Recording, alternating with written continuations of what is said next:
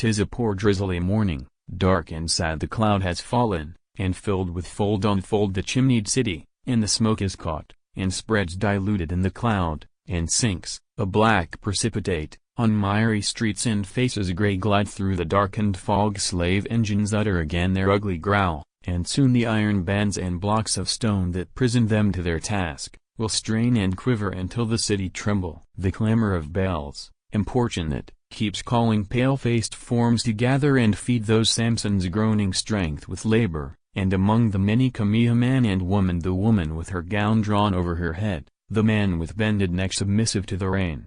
Amid the jar, and clash, and shudder of the awful force, they enter and part, each to a different task, but each a soul of knowledge to brute force, working a will through the organized whole of cranks and belts and levers, pinions and screws, wherewith small man has eked his body out, and made himself a mighty, weary giant. In labor close they pass the murky day, mid floating dust of swift revolving wheels, and filmy spoil of quick contorted threads, which weave a sultry chaos all about, until, at length, old darkness, swelling slow up from the caves of night to make an end, chokes in its tide the clanking of the looms, the monster engines, and the flying gear. 'Tis earth that draws her curtains, and calls home her little ones, and sets her down to nurse her tired children like a mother ghost with her neglected darlings in the dark. So out they walk, with sense of glad release, and home to a dreary place. Unfinished walls, earth heaps, and broken bricks, and muddy pools lie round it like a rampart against the spring,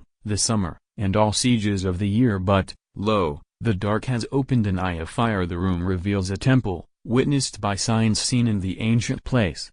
Lo, here is light, yea, burning fire, with darkness on its skirts, pure water, ready to baptize, and bread, and in the twilight edges of the light, a book, and, for the cunning woven veil, their faces hiding God's own holiest place. Even their bed figures the would-be grave where one arose triumphant, slept no more. So at their altar table they sit down to eat their Eucharist, for, to the heart that reads the live will and the dead command, haste the bread, yea, all of every meal. But as, in weary rest, they silent sit, they gradually grow aware of light that overcomes their lamp, and, through the blind, casts from the window frame two shadow glooms that make a cross of darkness on the white. The woman rises, eagerly looks out. Lo, some fair wind has mown the earth-sprung fog, and, far aloft, the white exultant moon, from her blue window, curtained all with white, looks greeting them, God's creatures they and she. Smiling she turns, he understands the smile. Tomorrow will be fair as holy,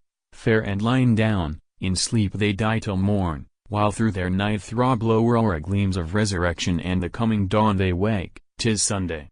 Still the moon is there, but thin and ghostly, clothed upon with light, as if, while they were sleeping, she had died. They dress themselves, like priests, in clean attire, and, through their lowly door, enter God's room. The sun is up, the emblem on his shield one side the street, the windows all are moons to light the other side that lies in shade. See, down the sunside, an old woman come in a red cloak that makes the whole street glad. A long belated autumn flower she seems, dazed by the rushing of the newborn life. Up hidden stairs to see the calling sun, but in her cloak and smile they know the spring, and haste to meet her through slow dissolving streets widening to larger glimmers of growing green. Oh, far away the streets repel the spring. Yet every stone in the dull pavement shares the life that thrills anew the outworn earth, a right Bethesda angel for all. Not some a street unfinished leads them forth at length, where green fields bask, and hedgerow trees, apart, stand waiting in the air as for some good, and the sky is broad and blue, and there is all. No peaceful river meditates along the weary flat to the less level sea. No forest brown, on pillared stems, its boughs meeting in Gothic arches, bears aloft a groined vault, fretted with tremulous leaves. No mountains lift their snows, and send their brooks down babbling with the news of silent things. But love itself is commonest of all, and loveliest of all, in all the worlds. And he that hath not forest, brook, or hill, must learn to read or write what commoner books unfold before him.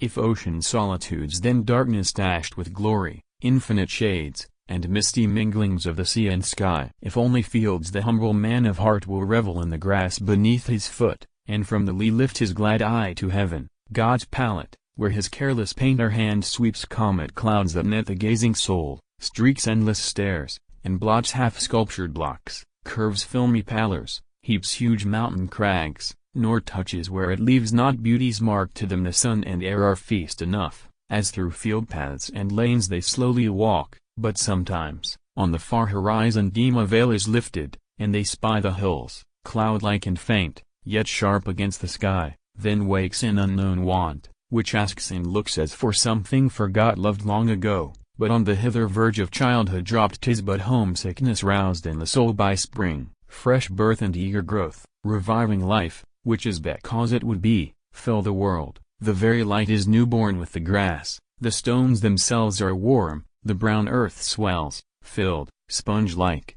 with dark beams, which nest lay close and brood unseen and shy, and potent warm in every little corner, nest, and crack where buried lurks a blind and sleepy seed waiting the touch of the finger of the sun. The mossy stems and boughs, where yet no life oozes exuberant and brown and green, are clad in golden splendors, crossed and lined with shuttle shadows weaving lovely change. Through the treetops the west wind rushing goes, calling and rousing the dull sap within the fine jar. Down the stem sinks tremulous, from merry root thrilling to earthy branch, and though as yet no buddy baby dots sparkle the darkness of the hedgerow twigs, the smoke-dried bark appears to spread and swell in the soft nurture of the warm light bath. The sun had left behind him the keystone of his low arch halfway when they turned home, filled with pure air, and light, and operants bring back, like the bees, they went to their dark house to store their innocence boil in honeyed thought. But on their way, crossing a field, they chanced upon a spot where once had been a home,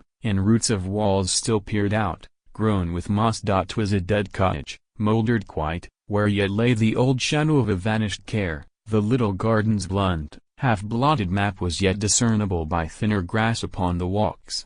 There, in the midst of dry bushes, dead flowers, rampant, uncomely weeds, a single snowdrop drooped its snowy drop, the lonely remnant of a family that in the garden dwelt about the home, reviving with the spring when home was gone. They see, its spiritual counterpart wakes up and blossoms white in their meek souls, a longing, patient, waiting hopefulness, the snowdrop of the heart, a heavenly child, that, pale with the earthly cold, hangs its fair head as it had naught to say against any world, while they in whom it dwells, nor knows itself, inherit in their meekness all the worlds. I love thee, flower, as a slow lingerer upon the verge of my humanity. Lo, on thine inner leaves and in thy heart the loveliest green, acknowledging the grass white-minded memory of lowly friends. But almost more I love thee for the earth which clings to thy transfigured radiancy, uplifted with thee from thine abandoned grave, say rather the soiling of thy garments pure upon thy road into the light and air, the heaven of thy new birth. Some gentle rain will one day wash thee white, and send the earth back to the earth, but, sweet friend, while it clings, I love the cognizance of our family. With careful hands uprooting it, they bore the little plant a willing captive home, fearless of dark abode, because secure in its own tale of light. As once of old the angel of the Annunciation shone, bearing all heaven into a common house, it brings in with it field and sky and air, a pot of mold its one poor tie to earth, its heaven an ell of blue twixt chimney tops, its world the priests of that small temple room. It takes its prophet place with fire and book, type of primeval spring, whose mighty arc hath not yet drawn the summer up the sky. At night, when the dark shadow of the cross will enter, clothed in moonlight, still and wan like a pale mourner, at its foot the flower will, drooping, wait the dawn.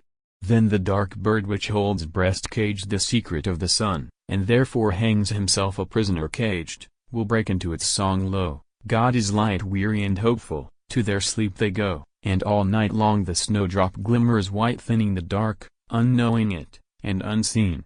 Out of my verse I woke, and saw my room, my precious books, the cherub forms above, and rouse, and walked abroad, and sought the woods, and roving odors met me on my way. I entered nature's church, a shimmering vault of boughs, and clouded leaves filmy and pale betwixt me and the sun, while at my feet their shadows, dark and seeming solid, lay like tombstones or the vanished flowers of spring. The place was silent, save for the broken song of some Memnonian, glory-stricken bird that burst into a carol and was still.